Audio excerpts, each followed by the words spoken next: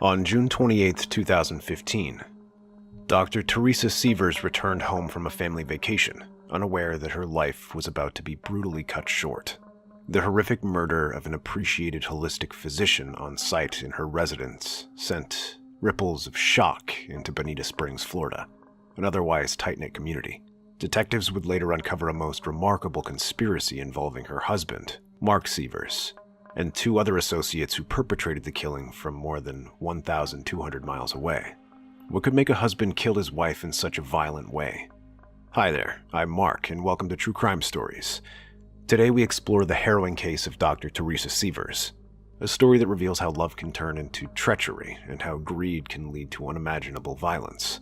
How did a devoted mother and a successful doctor become the target of a murder plot? What dark secrets were hidden behind closed doors?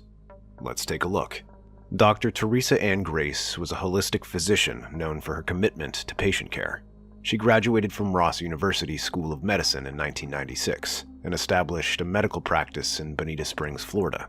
Teresa was dedicated to blending traditional and alternative medicine, helping patients who had exhausted other treatment options. Mark Douglas Sievers, Teresa's husband, served as the office manager at her practice. They married in 2003 and had two daughters. Initially portrayed as a supportive family man, Mark's actions would later come under scrutiny as the investigation into Teresa's murder unfolded. Financial struggles within the family would emerge as a significant factor in the events that followed. The conspiracy to murder Dr. Teresa Sievers began during the wedding of Curtis Wayne Wright in May 2015.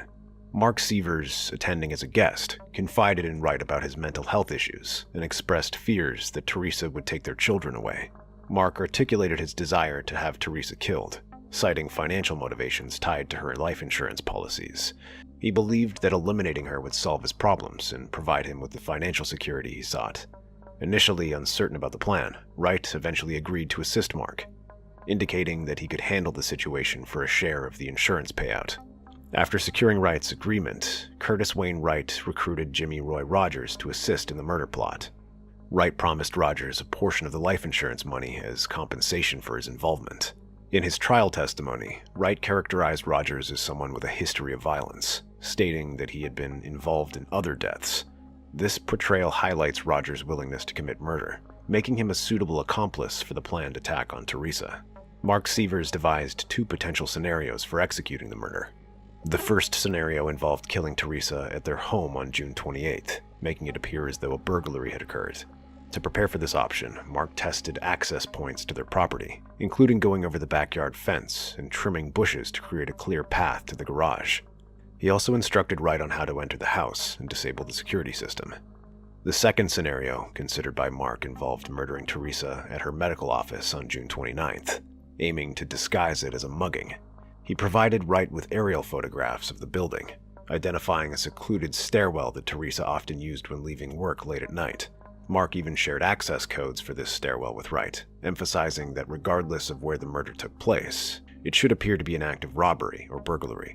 On June 28, 2015, Dr. Teresa Sievers returned to her home in Bonita Springs, Florida, after cutting short a family vacation in upstate New York. She arrived at Southwest Florida International Airport, where security footage captured her rolling her suitcase through the terminal. After calling her husband Mark to inform him that she was safe, Teresa got into a car and drove home. Unbeknownst to her, two men were waiting inside the house, ready to execute a deadly plan orchestrated by her own husband, Mark, the same person who she had just informed about her safety. Inside the house, Curtis Wayne Wright and Jimmy Roy Rogers lay in wait. They had meticulously planned this moment after weeks of discussion and preparation. As Teresa stepped into the kitchen, Wright ambushed her from behind. He had picked up a hammer from the garage freezer earlier and struck Teresa once in the head. Startled by the sudden attack, she turned to confront her assailant, but was met with another blow. The violence escalated rapidly as Rogers joined in, wielding his own hammer. The two men attacked Teresa with brutal force, striking her repeatedly until she fell to the floor in a pool of blood. Witnesses later described how Teresa fought back instinctively, raising her hands to protect herself from the blows. Despite her efforts, she succumbed to the overwhelming assault, sustaining a total of 17 impact wounds to her head before silence fell in the kitchen. Once they were certain Teresa was dead, Wright and Rogers left the crime scene without activating the alarm system. They had previously disabled it using the knowledge provided by Mark Sievers during their planning discussions. The murder had been executed swiftly and without any immediate evidence of forced entry. They used an unlocked side door to gain access. After committing the crime, Wright and Rogers returned to Missouri in their rental car. They believed they had successfully covered their tracks. Meanwhile, Mark Sievers received alarming news from Dr. Sievers' office early on June 29th. She had not shown up for work. Appearing concerned about his wife's absence, he called a family friend to check in on Teresa at home. This call would lead to the discovery of Teresa's body and set off an investigation that would unravel a complex conspiracy. On the morning of June 29, 2015, Teresa Sievers was discovered dead in her kitchen by a family friend. After Teresa failed to show up for work, Mark Sievers called Dr. Mark Petridis, a family friend, asking him to check on her. Upon entering the home using the garage code provided by Mark, Dr. Petridis found Teresa face down in a pool of blood, with a hammer lying next to her body. She was cold to the touch, and there were clear signs of a violent struggle. The brutal murder of Dr. Sievers sent shockwaves through the Bonita Springs community. A well-respected physician and mother, her death left many in disbelief. Friends and patients expressed horror at the violence inflicted upon someone who had dedicated her life to helping others, marking a tragic loss for the community. After Teresa Sievers was found dead on June 29, 2015, law enforcement began their investigation. Detectives interviewed family members, friends, and colleagues to gather information about Teresa's life and any potential threats she may have faced. Investigators sought tips from the community, emphasizing the need for any information that could lead to identifying the perpetrator. They explored vigorous angles, including Teresa's professional relationships and personal life. Early in the investigation, attention turned to individuals who had interacted with Teresa or had grievances against her. However, no immediate leads emerged. Nearly 2 months after the murder, a significant breakthrough occurred when law enforcement received a tip from a source in Missouri. The tip indicated that Curtis Wayne Wright had confessed to someone about his involvement in Teresa's murder. Following the tip, detectives focused on Wright and his accomplice, Jimmy Roy Rogers. They traveled to Missouri to investigate further and gather evidence linking them to the crime. In August 2015, both Wright and Rogers were arrested in Missouri for their roles in Teresa's murder. The arrests were surprising to many, as they were not local suspects. Their arrests followed a thorough investigation that uncovered critical evidence linking the two men to the crime. Police executed search warrants at their residences, where they collected various items that connected them to the murder, including clothing and other materials purchased shortly before Teresa's death. The investigation had gained momentum after detectives received a tip that led them to Wright. This information prompted a closer examination of his relationship with Mark Sievers, which raised suspicions about their potential involvement in a murder-for-hire scheme. The evidence collected during the arrest would later play a significant role in the trials of both men. Initially, Curtis Wayne Wright denied any involvement in Teresa's murder during police interrogations. However, as investigators presented evidence against him, he eventually crumbled and ended up confessing to his role in the crime. In his testimony, Wright detailed how Mark Sievers had approached him with the idea of killing Teresa during his wedding in May 2015, citing marital problems and financial motives. Wright admitted that he had agreed to take care of it for at least $100,000 from Teresa's life insurance policy. He also implicated Jimmy Roy Rogers as his accomplice, describing how they planned and executed the murder together. This confession was pivotal in establishing Mark Sievers' involvement in orchestrating the murder plot, as Wright provided critical details about their communications and planning efforts leading up to the crime. In February 2016, he agreed to a plea deal with prosecutors to avoid facing a potential capital murder charge. Under the terms of the plea agreement, Wright confessed to his role in the murder and agreed to testify against his co-defendants, Mark Sievers and Jimmy Roy Rogers. In exchange for his cooperation, he was sentenced to 25 years in prison for second-degree murder. This plea deal required that he provide substantial assistance to the prosecution throughout their cases against Sievers and Rogers. Wright's confession detailed how he and Rogers traveled from Missouri to Florida with the intent to kill Teresa as part of a plot orchestrated by Mark Sievers. He explained that Mark had approached them with the idea during his wedding in May 2015, citing financial difficulties and a desire to eliminate Teresa as a solution. The testimony was pivotal in establishing Mark's direct involvement in planning the murder. The outcomes of Wright's plea deal were significant. It not only secured a conviction against him, but also provided critical evidence that would lead to the eventual arrest and conviction of Mark Sievers. Wright's willingness to cooperate with law enforcement marked a turning point in the investigation, as his insights into the conspiracy illuminated the events leading up to Teresa's tragic death. In December 2015, after an extensive investigation into the murder of Dr. Teresa Sievers, law enforcement arrested her husband, Mark Sievers. Detectives had been meticulously gathering evidence that linked Mark to the conspiracy to kill Teresa, which culminated in his arrest. The investigation revealed a series of text messages exchanged between Mark and Curtis Wayne Wright, which indicated a clear conspiracy to murder Teresa for financial gain. These messages outlined discussions about the murder plot and demonstrated Mark's direct involvement in orchestrating the crime. Prosecutors alleged that Mark had hired Wright and Jimmy Ray Rogers to carry out the killing, motivated by financial pressures and fears of losing custody of their daughters. Additionally, court documents released during this time highlighted troubling aspects of Mark and Teresa's marriage, including financial difficulties and potential infidelity. The evidence suggested that Mark stood to gain significantly from Teresa's life insurance policies, which totaled over $4 million across 5 separate policies.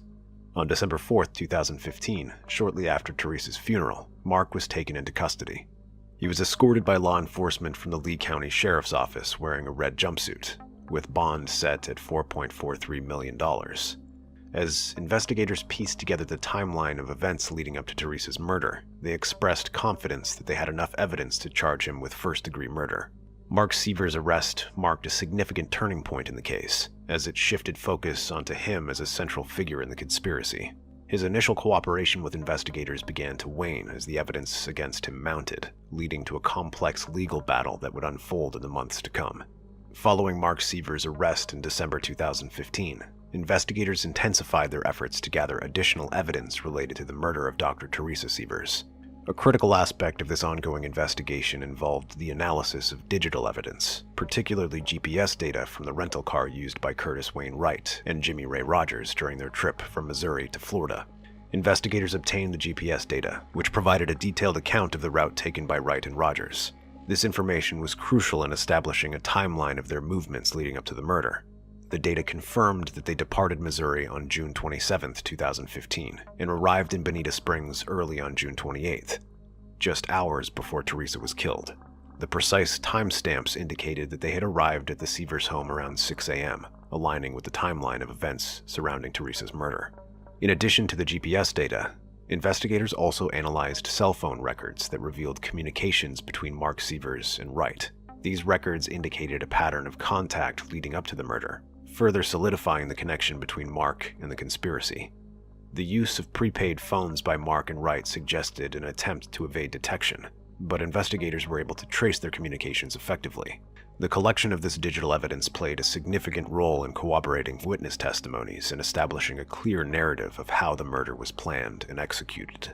As investigators continued to piece together the evidence, it became increasingly apparent that Mark Sievers had orchestrated the crime, leveraging his relationship with Wright and Rogers to carry out his intentions.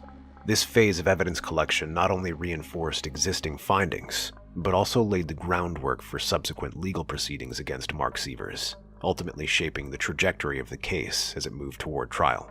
As preparations for the trial began, prosecutors focused on compiling a comprehensive body of evidence against both Curtis Wayne Wright and Mark Sievers. A significant piece of evidence came from surveillance footage captured at a local Walmart, where Wright and Jimmy Ray Rogers were seen purchasing items that would later be linked to the murder of Dr. Teresa Sievers. The footage showed the two men shopping with apparent disregard for concealing their identities, as they bought trash bags, flushable wet wipes, black towels, and a lockpicking kit. These purchases were critical in establishing their intent to commit murder and dispose of evidence afterward. In addition to the surveillance footage, investigators collected fibers from a blue jumpsuit discarded by Rogers along Highway 47 in Missouri. Forensic analysis revealed that these fibers matched those found on Teresa's clothing at the crime scene, providing a direct link between Rogers and the murder. This physical evidence bolstered the prosecution's case by demonstrating that both men had been present during the crime. The prosecution also gathered digital evidence, including GPS data found from the rental car used by Wright and Rogers. This data confirmed their route from Missouri to Florida and established a timeline of their movements leading up to Teresa's murder. The combination of digital footprints, surveillance footage, and forensic evidence created a robust case against the defendants. As the trial dates approached, the prosecution prepared to present this evidence in court, aiming to establish not only the guilt of Wright and Rogers, but also to demonstrate Mark Sievers' orchestrating role in planning his wife's murder. The evidence collected would be pivotal in shaping the narrative presented during these trials. Following the conviction of Jimmy Ray Rogers, Mark Sievers stood trial in December 2019. The prosecution once again prepared a case that relied heavily on the testimony of Curtis Wayne Wright, who had accepted a plea deal in exchange for his cooperation. Wright detailed how Mark orchestrated the murder plot, providing critical insights into the conspiracy that led to Teresa's death. During the trial, prosecutors presented various pieces of evidence linking Mark to the crime. This included text messages exchanged between Mark and Wright that indicated discussions about the murder and financial motivations behind it. The prosecution argued that Mark's desire for financial gain from Teresa's life insurance policies was a primary motive for orchestrating her murder. The defense countered by asserting that there was no credible evidence directly connecting Mark to the actual murder. They emphasized that the state had only proven that Wright and Rogers, not Mark, were responsible for Teresa's death. The defense focused on discrediting Wright's testimony by highlighting his criminal background, which included multiple felony convictions and a history of mental health issues, including bipolar disorder. They argued that Wright had a motive to fabricate his story in order to secure a more lenient sentence for himself. Additionally, the defense theorized that Wright might have been influenced by law enforcement during his interrogation, suggesting he was simply parroting a narrative fed to him by investigators.